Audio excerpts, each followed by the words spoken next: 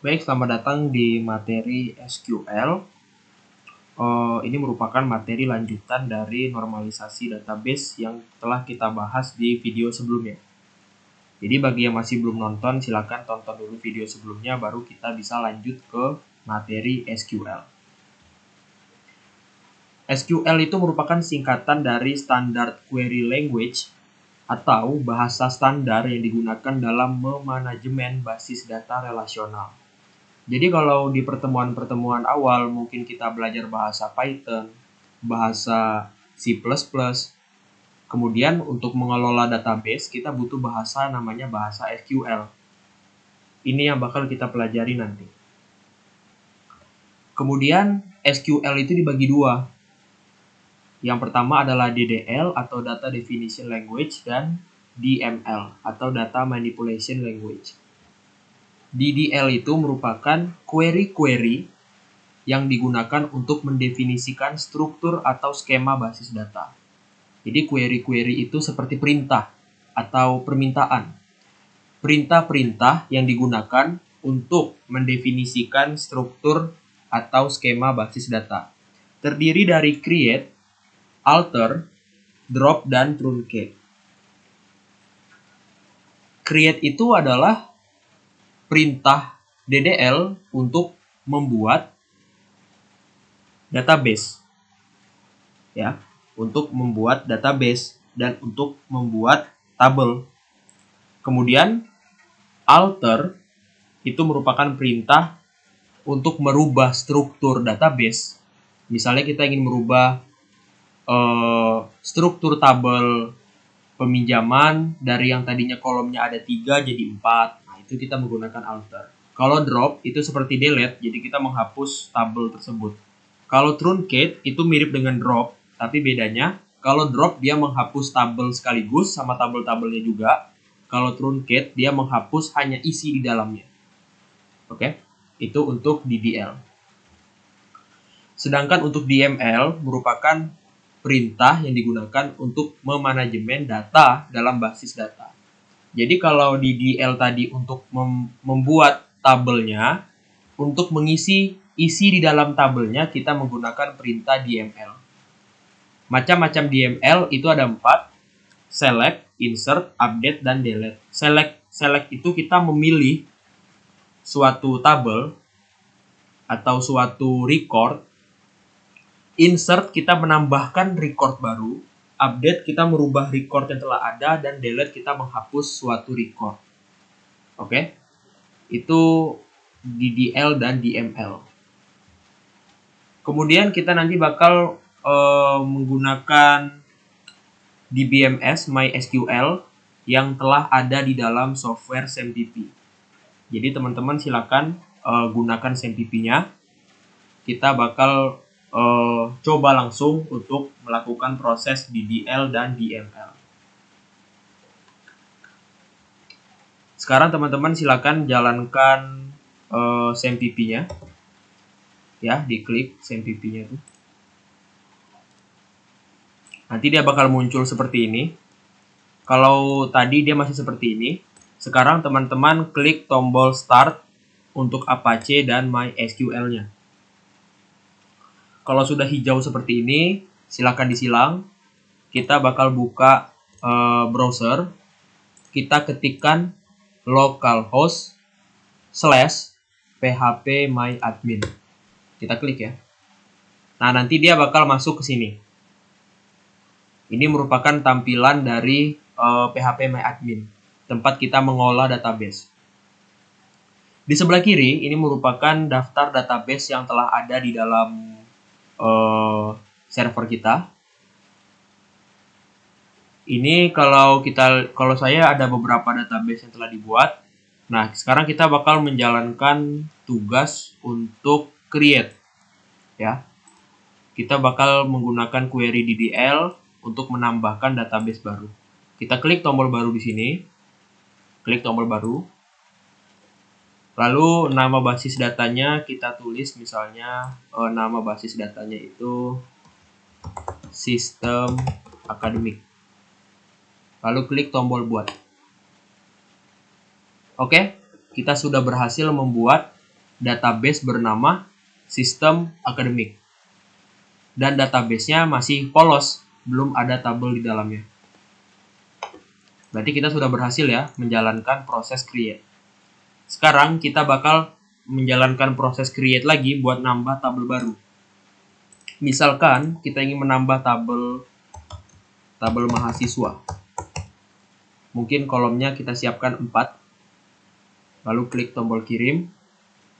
Nah, sekarang kita bakal mendesain kolom-kolom di dalam tabel mahasiswa. Sekarang diingat lagi, di materi sebelumnya kita telah membuat tabel mahasiswa dengan berisi NPM, lalu nama, kode prodi, dan sebagainya. Sekarang kita coba ikuti. Kolom yang pertama, kita kasih nama NPM. Jenis NPM itu apa? Varchar. Kenapa disebut varchar? Karena NPM termasuk huruf. Ya. Misalkan kita punya NPM G1 A020 021. Kalau kita memasukkan jenisnya integer, otomatis bakal error karena integer hanya menerima angka. Jadi kita pakai varchar. Kemudian panjangnya berapa? Mungkin boleh dikira-kira aja, mungkin maksimal 10 karakter gitu. Kemudian kita kasih indeks. Sekarang kita jadikan NPM sebagai primary key. Ya, ini primary key-nya. Untuk NPM, kita klik tombol kirim. Oke, sudah. Lanjut, selain NPM kita tulis nama. Nama varchar juga. Mungkin sedikit panjang, 50. Nanti dia boleh dikira-kira aja. Kemudian kode prodi. Kode prodi varchar. Kode prodi itu cuman 2 ya, cuman dua karakter karena cuman A0 atau C0 berarti tulis 2. Kemudian nanti kita tuliskan dia ini sebagai foreign key. Setelah kode prodi apalagi jenis kelamin. Jenis kelamin boleh pakai varchar. Mungkin sekitar 15 karakter. Oke, cukup. Kita sudah buat strukturnya. Jadi tabel mahasiswa punya kolom 4, yaitu kolom NPM, nama, kode prodi, dan jenis kelamin. Dan NPM itu sebagai primary key-nya. Setelah selesai, kita klik tombol simpan. Oke, sekarang sudah ada satu tabel di dalam sistem akademik, tabel mahasiswa. Dan kalau kita klik, dia ada kolom NPM, nama, kode prodi, dan jenis kelamin. Tapi isinya masih kosong. Nah, nanti di query DML kita bakal lakukan penambahan data. Create sudah. Sekarang alter. Kita bakal merubah susunan isi di dalam tabel mahasiswa. Dengan cara klik tombol tabel mahasiswa, klik tombol struktur, lalu struktur yang ada, kita klik tombol ubah. Misalkan kita mau nambah satu kolom baru di bawah jenis kelamin. Tambahkan satu kolom setelah jenis kelamin. Kirim. Nah, sekarang kita harus menambahkan kolom baru. Mungkin kolom yang masih belum itu alamat. Jenisnya teks, karena teks lebih panjang daripada varchar. Mungkin 255. Simpan. Nah, teman-teman lihat di sini. Kita barusan menjalankan proses alter atau merubah tabel mahasiswa dengan menambahkan alamat bertipe teks setelah jenis kelamin. Jadi query-nya itu yang kita pakai adalah jenis alter table. Oke, alter table sudah selesai.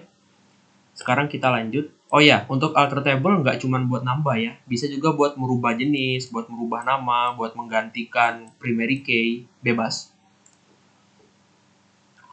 Lanjut, kita bakal drop kita bakal hapus tabel yang telah kita buat ini. Kita klik tombol sistem akademik. Kalau di sebelah ini, kalau tombol hapus, kita bakal melakukan fungsi drop, menghapus tabelnya. Tapi kalau ingin mengkosongkan saja isi di dalam mahasiswanya, di dalam tabelnya, kita bakal menjalankan kode truncate. Kita coba dulu yang hapus. Oke, sudah kosong ya. Sekarang kita bisa nambahin lagi. Kita coba buat aja cepat. Tabel mahasiswa.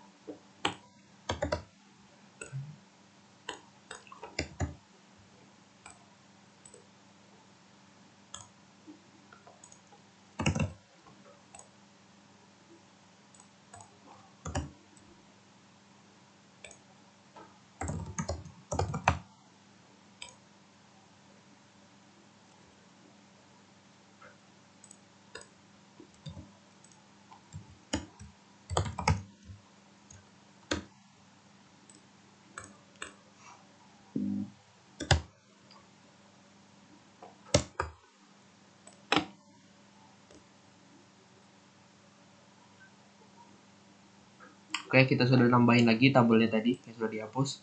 Nah, bedanya kalau hapus kita menghapus tabelnya, tapi kalau kosongkan, seandainya tabel ini ada ada datanya, misalnya ada 3 data, nanti bakal kehapus datanya, tapi tabelnya nggak ikut kehapus. Itu bedanya antara drop sama truncate. Oke, kalau di DL begitu aja. Sekarang kita belajar DML. Contohnya select, insert, update, dan delete. Kita coba satu persatu. Sekarang kita sudah punya tabel mahasiswa. Setelah kita klik tabel mahasiswanya, nah, kita barusan menjalankan proses select. Otomatis DML yang pertama telah selesai kita lakukan. Sekarang kita mau nambah data. Klik di tombol tambahkan. Nah, kemudian kita tambahin satu data.